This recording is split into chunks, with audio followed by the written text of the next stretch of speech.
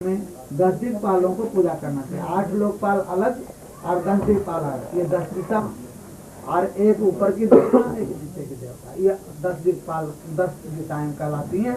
इनका भी पूजन होता है। और दिक्पालान आग्नेयान्यंतरम मंतरे शिवम, उसके बाद में दक्षिण और आग्नेय कोण में भगवान शिव की पूजा करना चाहिए। तो कहते हैं भगवान शिव जी प्रारंभ में पार्वती जी हुई और अंत में प्रथम आवरण के अंत में भगवान शिव जी की पूजा। उसके बाद में जैसे हम कोई भी कार्य करें, किसी जगह पर करें, तो वहाँ के भी एक अधिष्ठाता देवता को निमंत्रण दिया जाता है। उनसे भी उनको भी कहते कि हमारे यज्ञ में आप आओ, और वो लोग चाहते भी नहीं। इसलिए जो ग्राम देवता होते हैं, कोई भी जब ग्राम होता है उसका एक देवता होता है। तो यहाँ का जो ग्राम देवता कहीं की भी कोई, तो हमारे यहाँ भारतवर्ष में तो ग्राम देवताओं की पूजा होती है। हिंदू लोग पूजा करते हैं। गांव के अंदर में जो भगवती होती है, देवी होती है, उनके यहाँ सब जाते हैं, शादी ब्याह में पूजा करते हैं। तो उनकी भी पूजा इसमें की जाती है कहीं भी, चाहे वो भारत के किसी कोना में है। और यहाँ भी है। यहाँ आज जो तो एक समय ऐसा था कि सारा संसार हिंदू धर्म को मानता था। सप्त सागर मेखला एक भूप रघुपति कोसला, सारे संसार के मालिक भगवान राम थे और उनके उपासक वर्ग थे। धीरे धीरे कलयुग आया और धीरे धीरे हिंदुत्व कम होते चला गया और कर्मकांड छूटते चला गया, उपासना छूटती चले गई, लोग भटकाने लग गए। तो आज जो से ईसाई धर्म हो गया। यद्यपि वो भी देवी देवता मानते हैं, पर उनकी देवताओं का नाम अलग होता है और जिस स्थान का जो देवता है उनकी उपासना की जाती है, उनको निमंत्रण दिया जाता है। इसीलिए ग्राम देवी की भी उपासना की जाती है। ये पहले आवरण की पूजन हो जाता है, 4 आवरणों में की है। उसके बाद में अयोध्या पूजन मध्य चौतरे सर्जम तथा, दूसरे आवरण में अयोध्या देवी को, क्योंकि ये जो मंडप है इसको अयोध्या मानी गई है, तो अयोध्या की जो अधिष्ठात्री देवी है उनका पूजा करना। उत्तर में सरजू जी को पूजन करना, पूर्व में श्री गंगा जी को, और फिर दक्षिण में पृथ्वी माता को, फिर दक्षिण में नल नील जो भगवान के सेनापति हैं, लंका में जाकर के जिन्होंने अपना राक्षसों के संहार में भगवान का साथ दिया, ऐसे हनुमान जी के पिता केसरी जी, सुसेन जी और ऋक्षराज जाम्बवान जी, अंगद जी, सुग्रीव जी भगवान के खास अंतरंग हैं, उनका पूजन करना चाहिए। पश्चिम में वही तथा शक्ति विमलादि से पूजे। पश्चिम में भगवान के 16 परिचारिकाएं हैं जो भगवान की सेवा में रहती हैं, उनका पूजन करना चाहिए। पराभक्ति से युक्त विभीषण जी को उत्तर में पूजन करना चाहिए। पूर्वे स्तव मंत्र पूज्या सर्वशास्त्र विशारदा, जो संपूर्ण शास्त्रों को जानने वाले, जो भगवान राम जी के 8 सुमंत्र इत्यादि 8 मंत्री हैं, उनको पूजन करना चाहिए। पंक्ति संदनकम पूर्वे कौशल्या दिव्यरण्यतम, महाराज दशरथ जी को कौशल्या कैकेयी सुमित्रा के साथ उनको भी पूजन करना चाहिए। दक्षिणे लक्ष्मणम पश्चात शत्रुघ्नम तत्सत्यकम, उत्तरे भरतम चैव सशक्तिकम समर्चयेत्। दक्षिण में लक्ष्मण जी को, भगवान राम जी के दक्षिण में, तो भगवान राम जी के दक्षिण में, बाएं में तो माता जानकी जी रहती हैं, दक्षिण में लक्ष्मण जी रहते हैं। तो कहते हैं लक्ष्मण जी की पूजा उनके शक्ति के साथ करना चाहिए। तो लक्ष्मण जी की शक्ति है, उर्मिला उनकी पत्नी है उर्मिला जी, और लक्ष्मण जी और उर्मिला जी दोनों की पूजा करना चाहिए। पश्चिम में शत्रुघ्न जी और उनकी जो पत्नी है श्रुति कीर्ति जी, उनको दोनों को पूजा करना चाहिए। उत्तरे भरतम चैव, उत्तर में भरत जी, उनकी जो पत्नी है मांडवी जी, उनकी शक्ति, उनको पूजा करना चाहिए। हनुमंतम पूर्व भागे, हनुमान जी को पूर्व में, तो जिस क्रम से बताया गया, तो बाहर से करते करते करते करते अंदर तक, तो अंदर में भगवान राम जी के सामने हनुमान जी का पूजन हो गया। ततः प्रधान पुरुषम श्री रामम ही समर्पित। उसके बाद हनुमान जी इत्यादि सबका पूजन हो जाने के बाद तब भगवान सीता और राम जी के, श्री राम, श्री मन सीता जी और राम जी, इन दोनों का पूजन करना चाहिए। और पूजन की विधि मैंने पहले बताया आपको कि पूजा किसी की हम जब आवाहन करते हैं, किसी को हम जब निमंत्रण देते हैं, तो वह व्यक्ति हमारे पास में जब आता है तो हम पहले उसको आसन की व्यवस्था करते हैं। बैठने की व्यवस्था करते हैं। बैठने के बाद अगर वो गुरुजन हैं, बड़े बुजुर्ग हैं, तो हमारे यहाँ नियम है कि उनको आसन देना चाहिए, उनका स्वागत करना चाहिए और पुष्पों से, उसके बाद पाद्य देना चाहिए, अर्घ्य देना चाहिए, आचमन कराना चाहिए। पाद्य कहते हैं पैर धोने के लिए जल। पहले समय का नियम था, जब कोई ब्राह्मण घर में आता था तो गृहस्थ जो घर का मालिक एक परात में पानी लेकर के और चौकी लगा करके उस ब्राह्मण को आते ही उनको पैर धोता था। पैर धोने के बाद में उनको भीतर ले जाता था। गुरु हुए या जो सो कोई ब्राह्मण हुए, कोई संत हुए, तो गृहस्थ का ये नियम था। दरवाजे में ही घर में आने से पहले उनके पैर धो दिया जाता था। अर्घ्य हाथ धोने के लिए जल और आचमनी मुख धोने के लिए जल और मधुपर्क मांगलिक वस्तु दिखाया जाता। उसके बाद उनके स्नान की व्यवस्था की जाती है। स्नान कराने के बाद उनको वस्त्र दिया जाता है। वस्त्र देने के बाद अगर वो पुरुष देवता हैं तो उनको यज्ञोपवीत दी जाती है। और उसके बाद चंदन, और देवी हैं तो देवियों के लिए सौभाग्य द्रव्य सिंदूर सबसे बढ़ करके, इसलिए सिंदूर समर्पण किया जाता है चंदन के साथ में। और उसके बाद में पुष्पमाला, पुष्प, और उसके बाद धूप, दीप, नैवेद्य में पीताम्बरोपवीता दे चंदन तुलसी दली पंचामृत से भगवान का स्नान कराया जाता है और पीताम्बर उनको समर्पण किया जाता है। यज्ञोपवीत चंदन तुलसी दली, चंदन और विशेष भगवान विष्णु को, भगवान कृष्ण को, भगवान राम जी को तुलसी प्रिय है। और तुलसी में अगर कोई राम नाम लिख कर चढ़ाता तो उसको ज्यादा और महत्व होता है। कहते हैं तुलसी पत्र मालिक्य मयुतम राम नामकम शालग्रामे अर्पयित्वा सर्व कार्याणि साधयति। कहते तुलसी के पत्ते पर राम नाम लिख करके 10,000 तुलसी पत्र पर राम नाम लिख करके चंदन से कोई शालिग्राम जी को समर्पण करता है तो उसके सारे कार्य सिद्ध हो जाते हैं। तत्पत्राणी का तो उन पत्रों को क्या करना चाहिए, नरो नित्यम शालयुक्ता पिबेत जलम। मैंने 10,000 चढ़ाना है तो अगर समय नहीं है तो कोई 108 चढ़ाता है, कोई 200 चढ़ाता है, तो दूसरे दिन उन तुलसियों को धो करके उस जल को पी जाना चाहिए। तो कहते हैं पिबेत जलम सर्व रोगा विनश्यन्ते, उस तुलसी के जल पीने से संपूर्ण रोग नष्ट हो जाते हैं और सुख सौभाग्य बढ़ते, सुख और सौभाग्य का वर्धन होता है, मानो सुख सौभाग्य बढ़ते हैं। ये तुलसी का महात्म है, इसलिए भगवान को तुलसी अत्यंत प्रिय है। यबात छतले पुष्पमाला दुर्मांकुरे शुभैः धूपैर्दीपैः सुनैवेद्यैः ताम्बूलैः सुगन्धिभिः मोदकाद्यं सुनैवेद्यं पञ्चशेखोत्तरम्बरं नानाविधैः सुपक्वान्यैः सुस्वादु विफलैः सताम्। यबात तिल पुष्प इत्यादि माला दुर्वांकुरों को मिलेच्छ कहा जाता है। अब ऐसे मिलेच्छों के यहाँ पूजा पाठ करना तो निषेध है, परंतु यहाँ पर कहते हैं कि मिलेच्छ देशे सुते उत्थान है।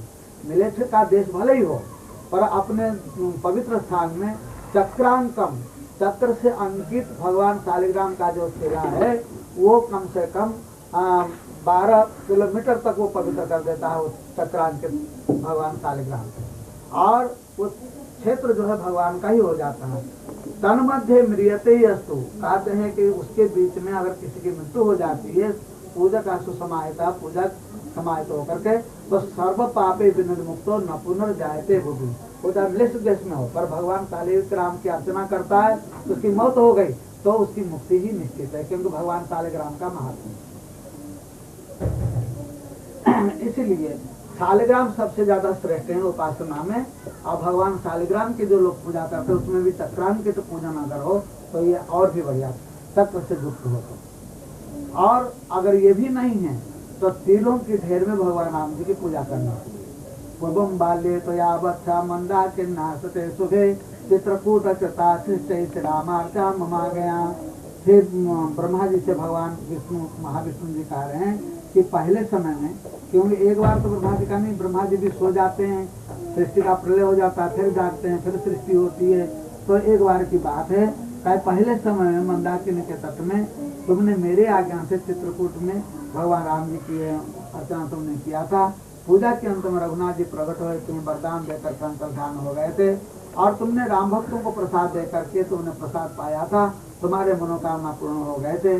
रामावतार के प्रसाद को जो लोग प्रेम से पाते हैं, बंधुओं को बांट करके, सबको बांट करके जो प्रेम से पाते हैं प्रसाद को, उसी के मनोकामना को हनुमान जी पूरा करते हैं। रामावतार के प्रसाद को कोई अगर नहीं पाता है, मैंने कहता रहे क्या ये तो सब ऐसे गप्पे मार दी गई है, ऐसा होता तो ऐसा, मन इस तरीके से मानसिक दुर्भावनाओं को लेकर के अगर कोई भगवान के प्रसाद को नहीं पाता है, कोटि जन्मार्जितम न चेतराम भुक्ता न भक्तना, ब्रह्म हत्या जैसे बड़े बड़े पाप जो मन वाणी शरीर से किए हुए हैं अनेकों जन्मों के, वो भी भगवान के प्रसाद से नष्ट हो जाते हैं। जो लोग विधिपूर्वक भगवान की अर्चना करते हैं उनको तत्काल ही सिद्धि प्राप्त होती है। इतना कहकर भगवान विष्णु ब्रह्मा जी को समझा करके चले गए और ब्रह्मा जी ने राम जी की पूजा की और उनके मनोकामना पूर्ण हो गई।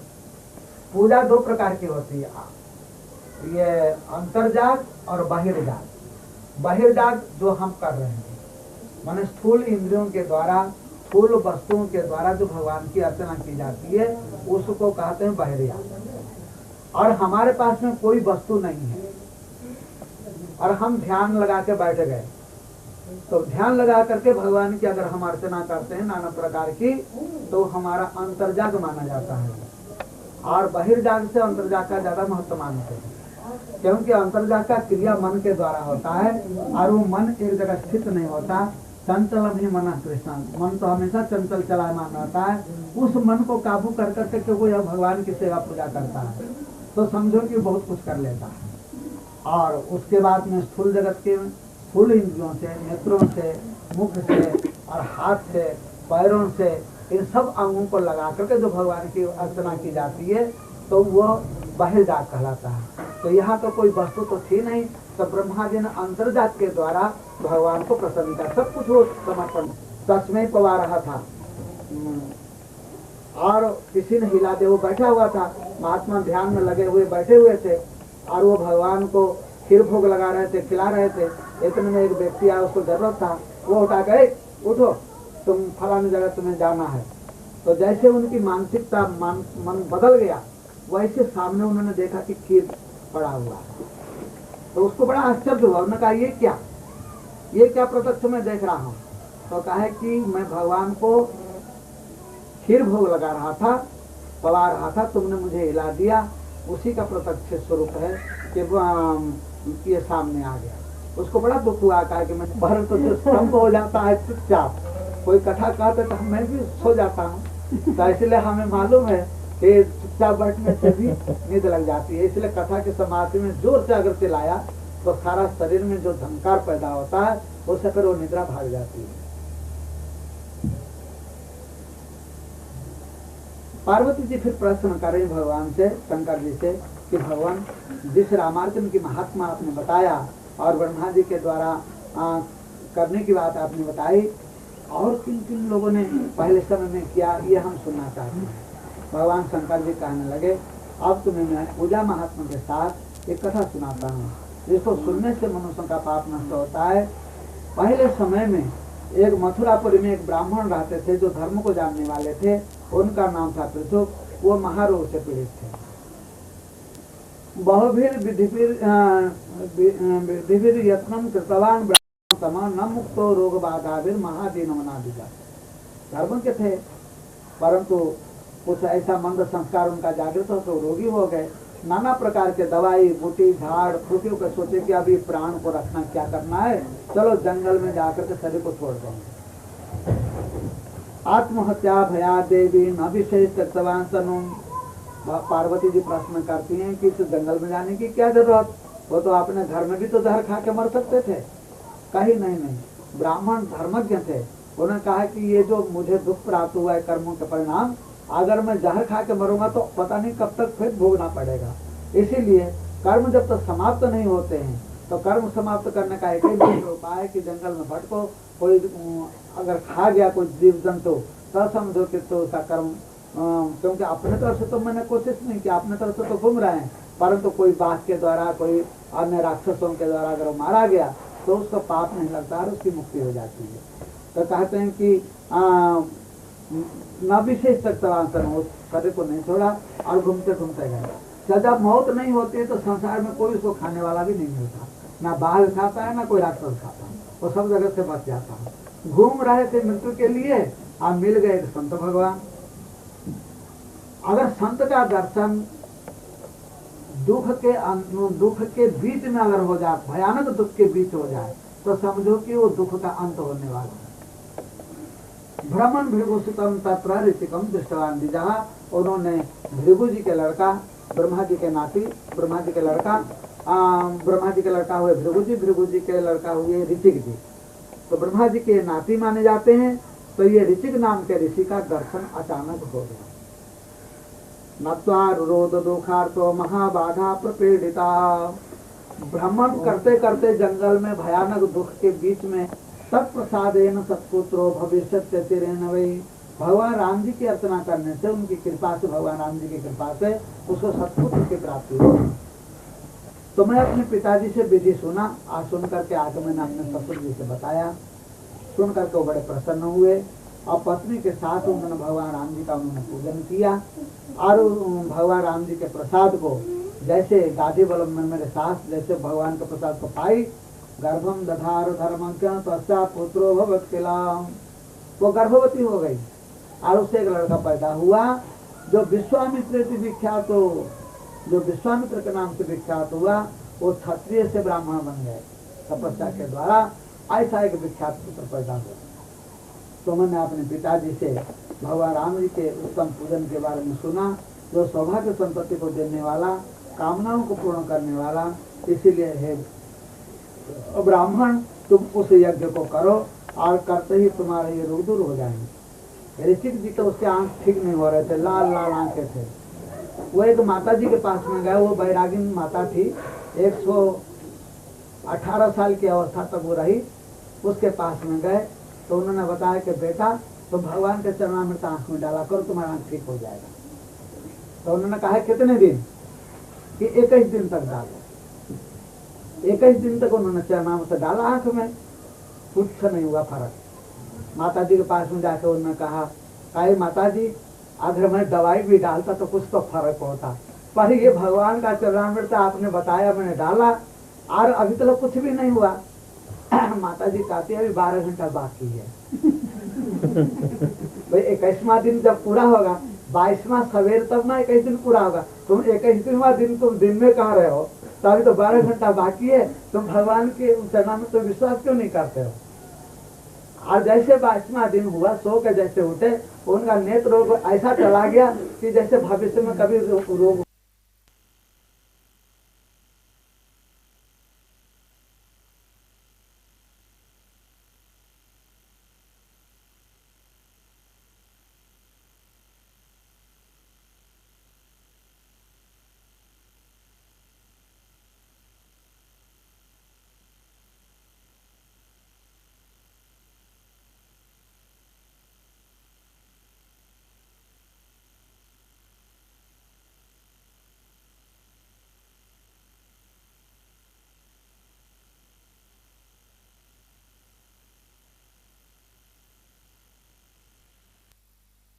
तो ये भगवान की कृपा का परिणाम है।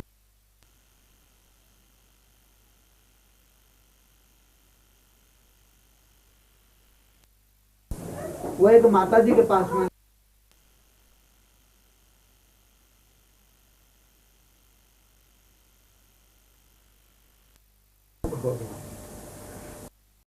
और उसी समय में एक वहाँ मछली मारने वाला जो धीवर है, केवट होता है, वो पहुंचा। वो बड़ा दुष्ट था, उसका नाम था बंधु। उसने भगवान राम जी की अर्चना को देखा, भगवान के प्रसाद को पाया। निर्धन होने के कारण वो सौराष्ट्र की ओर बढ़ने लगा। तो भयानक जंगल में जा रहा था कि एक बाघ के द्वारा वो मारा गया। यमराज के दूत उसको पकड़ करके ले जाना चाह रहे थे। उसी समय राम भक्त वहाँ पहुँच गए और उन्होंने कहा ये तो बड़ा धार्मिक व्यक्ति है, इसको आप लोग क्यों ले जा रहे हो? दंड्यम तथा, ये दंड के तो योग्य नहीं है, इसको क्यों दंड दे रहे हैं आप? तो यमराज के दूत कहने लगे अयम ही पाप विग्रह, ये तो पाप का, इसका शरीर ही पूरा पाप का ही है। गोहंता विप्रहंता चौर हिंसा रता सदा, ऐसे पता नहीं कितने गौओं की, ब्राह्मणों की हत्या की है, चोरी किया है, ये तो रात दिन पाप ही पाप करता रहा है। भगवान राम जी के पार्षद कहने लगे, रामार्चारणम सकृतेन भुक्तम पापे प्रपेदकाः सशुद्धो धर्म कामार्थे याते रामपुरम शुभम।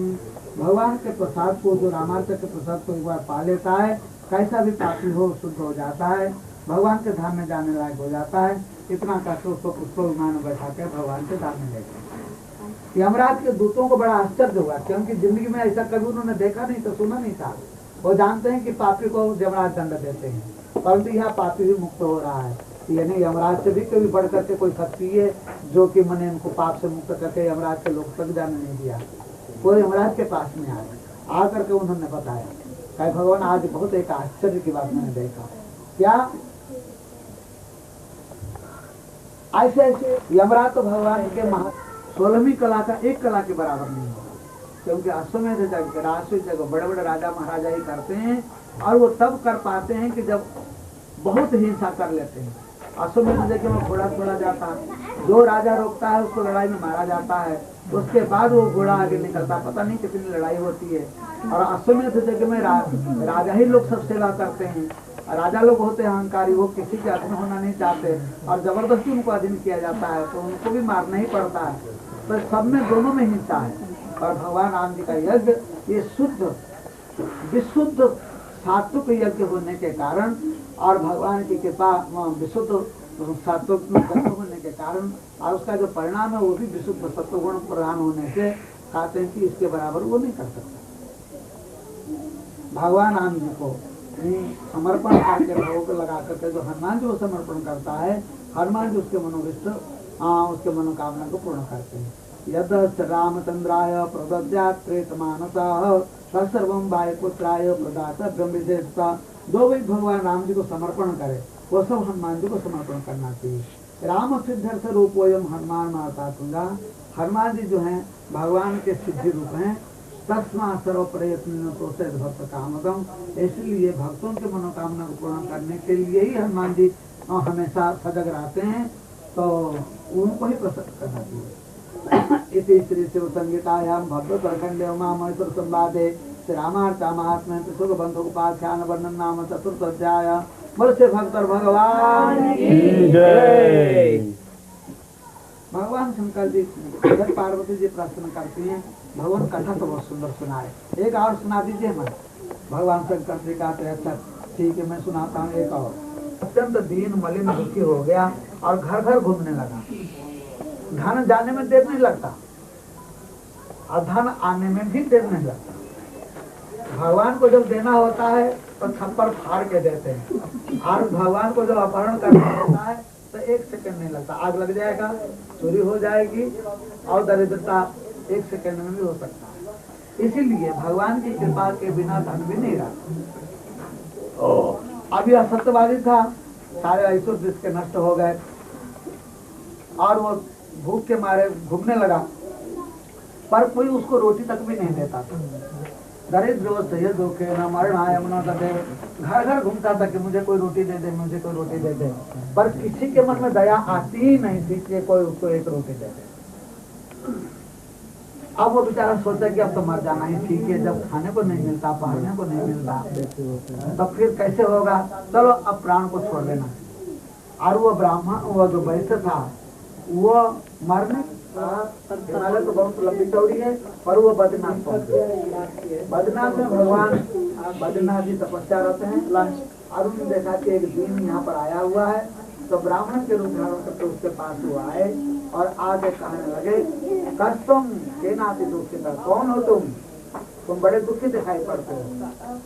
सुन करके उसने ब्राह्मण को प्रणाम किया, प्रणाम करके कहने लगा महाराज मेरा नाम शर्म है, पहले मैं बड़ा सुखी था, धनाढ्य था और उद्धत भी था, पता नहीं किस पास से मेरे सारे धन नष्ट हो गए, मैं सबसे बड़ा दुखी हूँ। और खाली दुखी ही नहीं, चैन नहीं, जहाँ जाता हूँ वहीं लड़ाई हो जाती है, कोई मुझे पसंद ही नहीं करता, घर में भी लड़ाई, बाहर में भी लड़ाई, मांगने जाता हूँ कोई मुझे रोटी नहीं देता है, न पहनने के वस्त्र है न खाने के लिए अन्न है, कथम जीवा में भोज जाए। हे ब्राह्मण आप ही बताना कैसे जी, इसलिए मरने के लिए मैं यहाँ आ गया।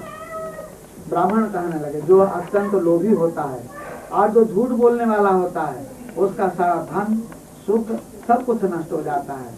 और तुमने तो ब्राह्मण और देवताओं को कहने प्रतिज्ञा करके भी नहीं दिया, इसलिए तुमको ये दुख प्राप्त हुआ। ऐश्वर्य नष्ट हो गए। भगवान कोई ऐसा उपाय आप बताइए जैसे मैं सुखी हो जाऊं।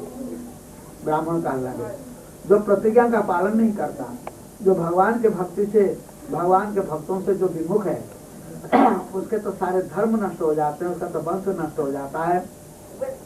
तुमने होते हैं, विचारवान होते हैं, वो सत्य का सहारा लेते हैं, और जो लोग असत्यवादी होते हैं वो तो उनका वंश नाश हो जाता है, दरिद्र हो जाते हैं, जीवन के पथ पर उनको विघ्न पड़ता रहता है। नाना प्रकार के उपाय करने पर एक जन्म की क्या कौन का है, करोड़ों जन्म में भी उसका उद्धार नहीं होता। परंतु जो सत्य के द्वारा मन से भी अगर कुछ करता है, भक्ति करता है और सत्य के बल पर चलता है, तो उसको तत्काल फल प्राप्त होता है। मरने के बाद वो स्वर्ग में आनंद करता है।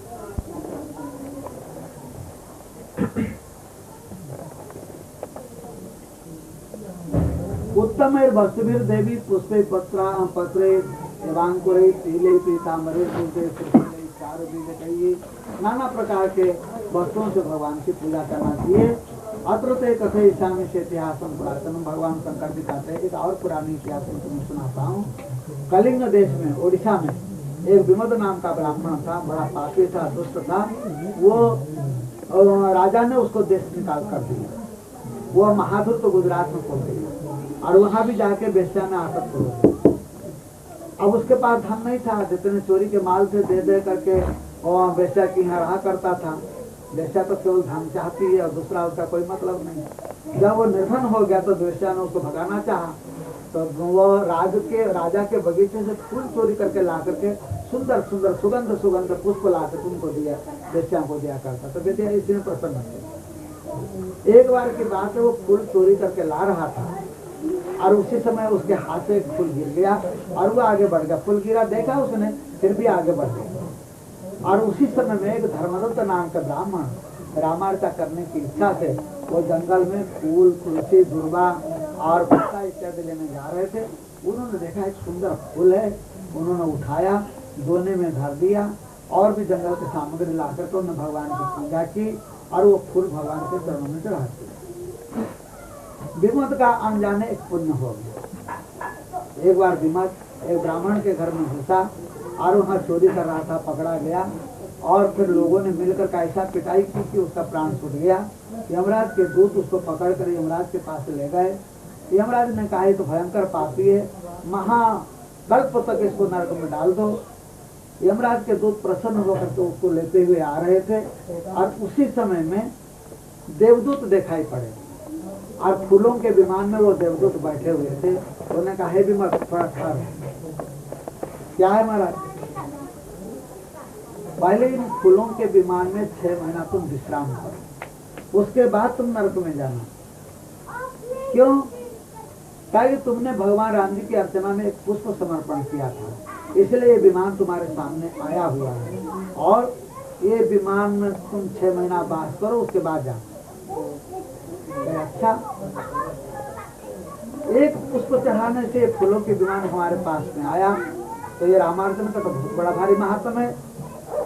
तो ये मेरे माल को मैं क्यों न भगवान राम जी को समर्पण कर दूं। बस उसी समय बड़ा विमत ने कहा यह जो फूल के विमान मेरे लिए तो आया है, मैं भगवान राम जी की अर्चना के लिए समर्पण करता हूँ।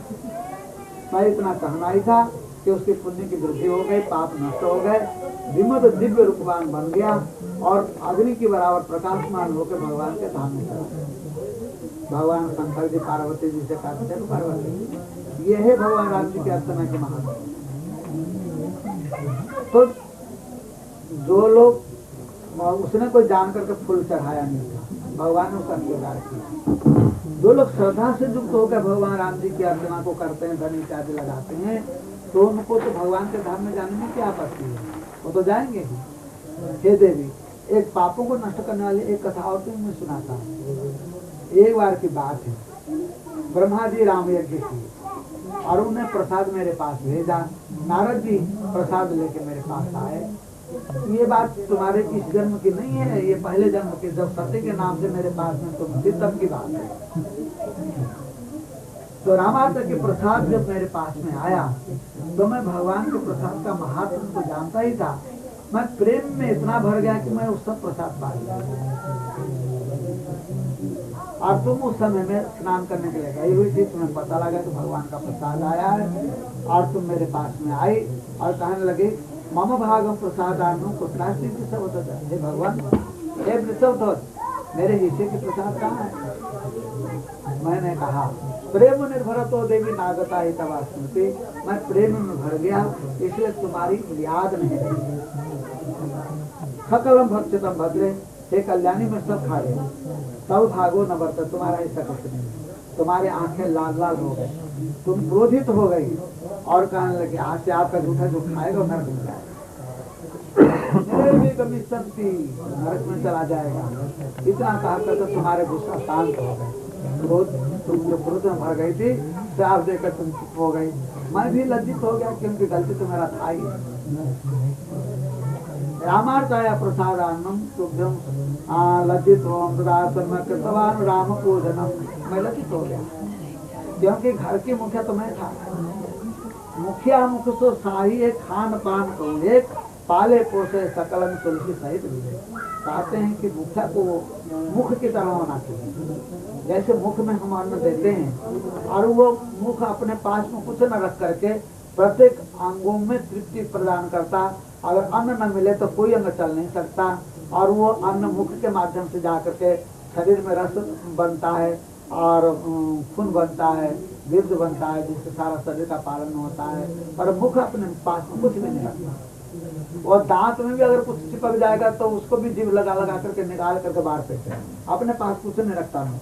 इसी प्रकार मालिक को चाहिए जो घर के मुखिया है उसको भी सबको बांट करके पाना चाहिए, सबको देना चाहिए, अपने पास में नहीं रखना चाहिए। परंतु मैंने गलती की तो मैं तुम्हें प्रसाद नहीं दे पा गया तो उसका परिणाम मुझे सर्वान्न लज्जित होना पड़ा। और उन्होंने भगवान राम जी की पूजा की, पूजा करके लोगों के लिए एक नियम बना दिया कि आज से जो लोग सुहृदों को, बंधु वर्गों को, आए हुए अतिथियों को बिना प्रसाद दिए हुए जो प्रसाद पाएगा वो संसार में अधम माना जाएगा। भगवान के प्रसाद का जो दान करता है वही सब कुछ प्राप्त करता है, उसी पर हनुमान जी की प्रसन्नता होती है। अतः श्रद्धा से युक्त होकर के भगवान राम जी की अर्चना को करना चाहिए। वाचक काय पदार्थ पूजा को करना चाहिए, पूजा के उपकरण वाचक को दे देना चाहिए और केवल पूजा के उपकरण नहीं उनको भोजन कराना चाहिए और द्रव्य अम्बर इत्यादि उनसे उनको प्रसन्न करना चाहिए। ये संक्षेप से मैंने भगवान राम जी की अर्चना की बात बताई और भगवान राम जी के अर्चना के प्रभाव को कोई नहीं बता सकता। जो हमेशा भगवान की अर्चना को करते रहते हैं, भगवान राम जी के नाम जपते रहते हैं, वो तो संसार के अंदर में धन्य है, उनके तो दर्शन से ही सिद्धियां प्राप्त हो जाती है। हे देवी, ये मैंने भगवान राम जी की सुंदर कथा तुम्हें सुनाया। जो लोग सुनते हैं इस कथा को और जो कहते हैं उनके भी मनोकामना पूर्ण हो जाते। पापी और भाग्यहीनों को विश्वास नहीं आता और विशेष करके पापी पाखंड ज्यादा करके कलयुग में होंगे और उनको विश्वास नहीं होगा। दम्भ वाले होंगे, दुष्ट चित्त वाले होंगे, लोलुप कृपण खल होंगे, इसलिए उनको विश्वास नहीं होता। पर जिस पर भगवान राम जी की कृपा होती है वही इस कार्य को कर पाता है। सधर्म में रहने वाला, इंद्रिय जीत, हमेशा भगवान के पूजा में लगे रहने वाला, संपूर्ण भूतों के हित चाहने वाला जो सज्जन पुरुष होते हैं वो भगवान को अत्यंत प्रिय है और ऐसे प्रिय भक्त जो चाहता है निश्चित रूप से प्राप्त कर लेता है। यह लोके सुखम भुक्त्वा प्राप्नुयात् राम सन्निधिम, इस लोक में सुख होकर भगवान के धाम में चला जाता है, भगवान के रूप समुद्र में डूब कर मग्न हो जाता है। इति श्री शिव संगीतायाम भगवतर खंडे उमा महेश्वर संवादे रामार्चा महात्म्ये विमुक्ताख्यान वर्णन नाम 6 अध्याय।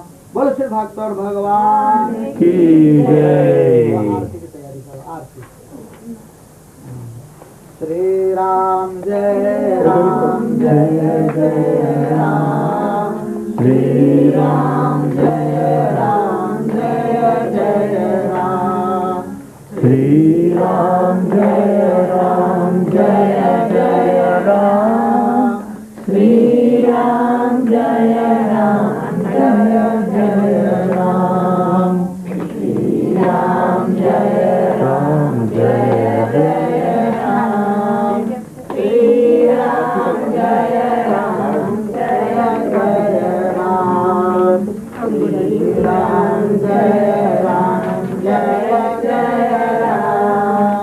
श्री राम जय राम जय जय राम, श्री राम जय राम जय जय राम, 45 श्री राम जय राम जय जय राम, बोलो श्याम भगवान की जय।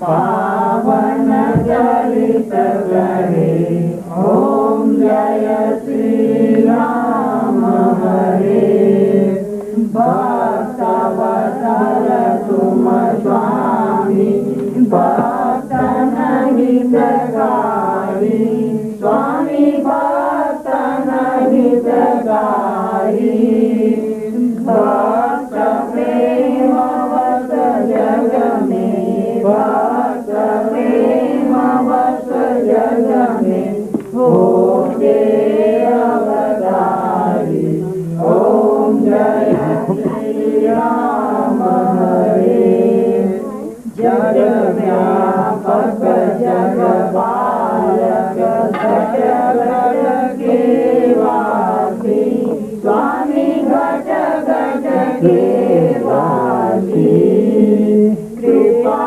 सिंधु सुख सागर, कृपा सिंधु सुख सागर, आनंद के राशि ओम जय श्री राम हरे, परब्रह्म परमेश्वर तुम करुणा करता, स्वामी तुम करुणा करता, मैं हूँ शरण तिहारी, मैं हूँ शरण तिहारी, तुम हो भय हरता ओम जय श्री राम हरे, अर्चन वंदन सेवक सब साधन हीना,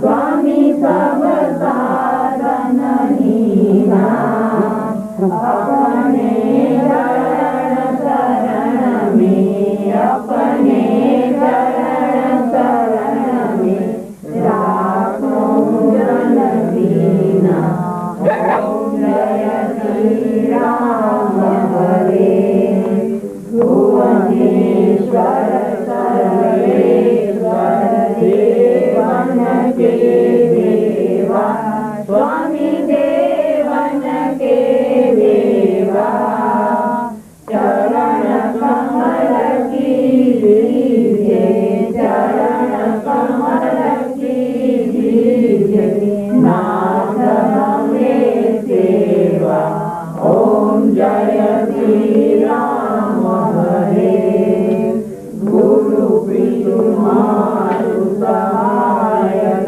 तुम हो रघुराई, स्वामी तुम हो रघुराई, अपना दास बनाओ, अपना दास बनाओ, सेवक सुखदाई ओम जय श्री राम हरे, भवभंजन जन रंजन रक्षक अनुगामी, स्वामी रक्षक अनुगामी, प्रेमा भक्ति बढ़ाओ, प्रेमा भक्ति बढ़ाओ, कृपा करो स्वामी ओम जय श्री राम हरे, ओम जय श्री राम हरे, स्वामी जय श्री राम हरे, भक्त जन के तारण जय, राम कृष्ण देव की जय, कृष्ण देव की जय। राम कृष्ण देव की, राम कृष्ण देव की, अयोध्यानाथ की, शालिग्राम देव की, नरसिंह देव की, हनुमान गढ़ देव जी की, काशी विश्वनाथ जी की, अन्नपूर्णा महारानी जी की, गंगा महारानी जी की, नारायण भगवान की, नारायण भगवान की, नारायण भगवान की, शंकर की, रामार्जन उत्सवार्थ की जय जय। नीलांबुज श्यामल कोमलांगं सीता समारोपित भागं पाणौ महासायक चारुचापं रामं रघुवंशनाथं भवादिपोतं भरताग्रजं भक्तिप्रियं भानुकुलप्रदीपं भूताग्रेनाथं भवनाधिपत्यं भजामि रामं भवरोगवैद्यं लोकाभिरामं रणरङ्गधीरं राजीवनेत्रं रघुवंशनाथं कारुण्यरूपं करुणाजनकं श्रीरामचन्द्रं शरणं प्रपद्ये।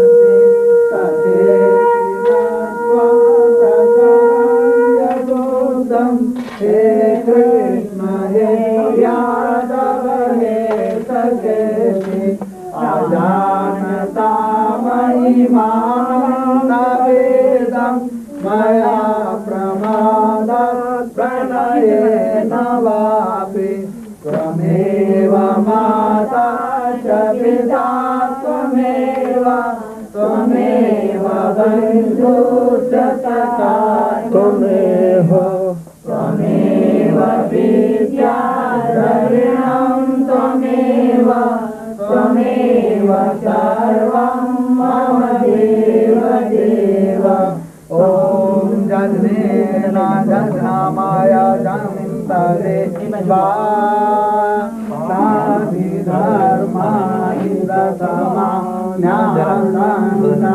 सेवनागं महिमानः सचन्दनपूर्वे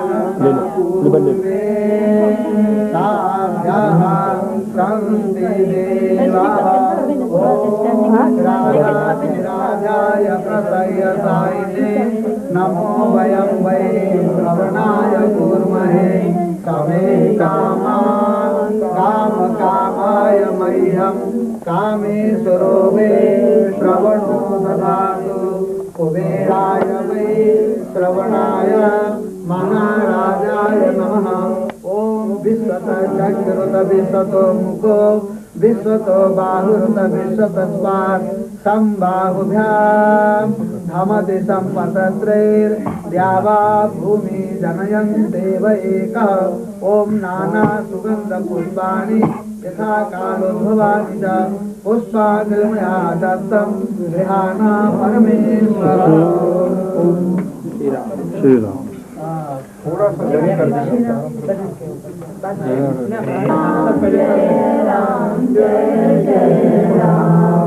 श्री राम जय राम जय राम जय जय राम श्री राम जय राम श्री राम जय जय राम श्री राम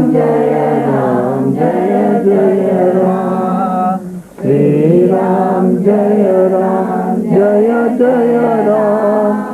श्री राम जय जय राम श्री राम जय जय राम श्री राम जय जय राम श्री राम जय जय राम श्री राम जय जय राम श्री राम जय जय राम श्री राम जय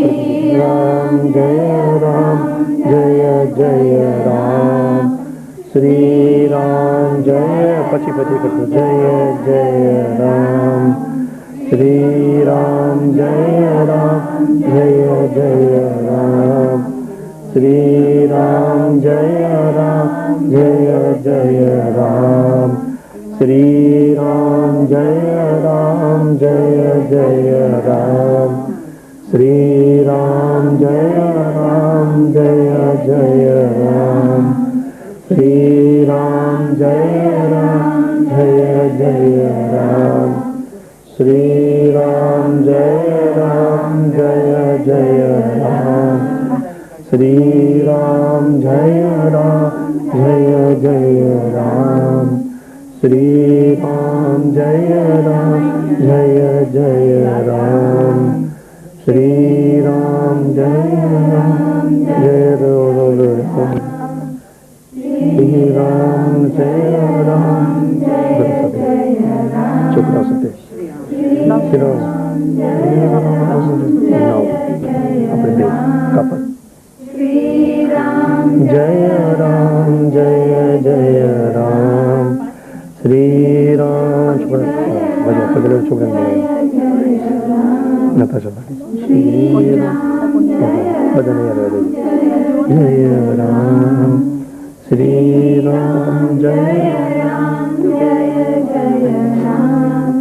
श्री राम जय जय राम श्री राम जय जय राम श्री राम जय जय राम श्री राम जय जय राम श्री राम जय जय राम श्री राम जय जय राम श्री राम जय जय राम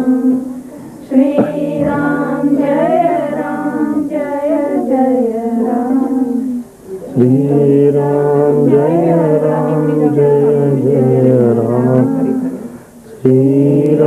जय जय राम श्री राम जय राम जय जय राम श्री राम जय जय राम श्री राम जय जय राम श्री राम जय जय राम श्री राम जय जय राम श्री राम जय जय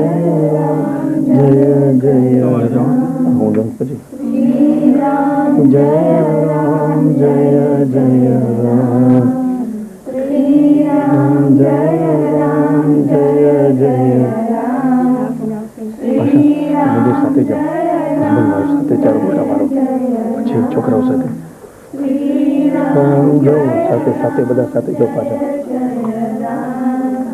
श्री राम जय जय राम श्री राम जय जय राम श्री राम जय जय श्री राम जय जय राम श्री राम जय जय राम श्री राम जय जय राम श्री राम जय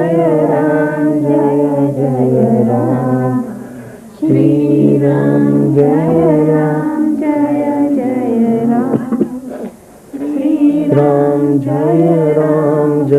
जय राम श्री राम जय जय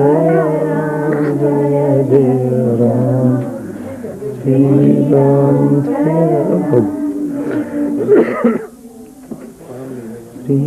राम श्री राम जय जय राम श्री राम जय जय राम श्री राम जय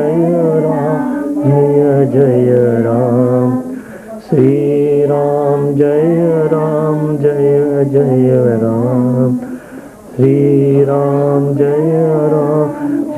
जय राम, श्री राम जय जय राम, श्री राम जय जय राम, श्री राम जय जय राम, श्री राम जय जय राम, श्री राम राम जय जय राम, श्री राम जय राम क्यों भाव नहीं करे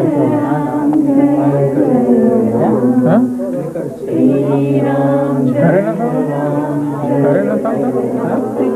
घरे न था